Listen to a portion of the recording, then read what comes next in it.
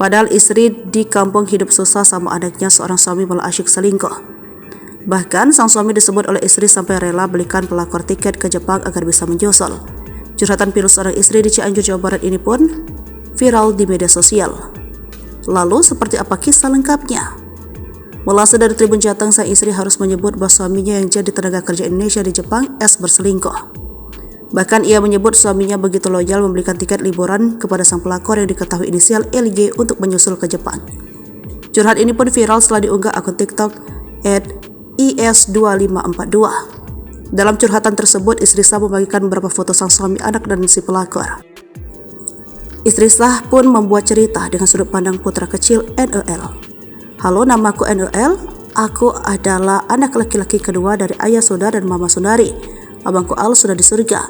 Aku pakai nama belakang ayah supaya aku nanti bisa jadi orang hebat seperti ayah yang berjanji akan membahagiakan mama dan aku," tulis keterangan dalam video. Namun ternyata suami dari wanita tersebut ketahuan selingkuh pada 2 September 2023. Kepergok selingkuh di tanggal ulang tahun sang anak. "Ayah, tanggal 2 September kemarin aku ulang tahun. Nah, ternyata di situ aku tahu ayah berselingkuh dengan orang lain. Saat aku ulang tahun, hanya ucapan terburu-buru tanpa telepon dan video call. Karena tepat di hari ulang tahunku, tante itu datang ke Jepang bertemu ayah," lanjut keterangan. Dalam unggahan tersebut, sang istri Sah juga membagikan foto si pelakor LY yang datang ke Jepang.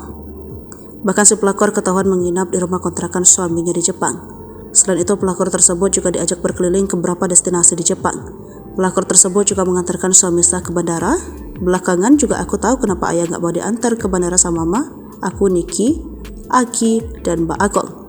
Ternyata ayah diantar keluarga perempuan itu," tulis sang istri. Sementara itu, pihak pelakor LY pun sering mengunggah status sindiran untuk istri Sah.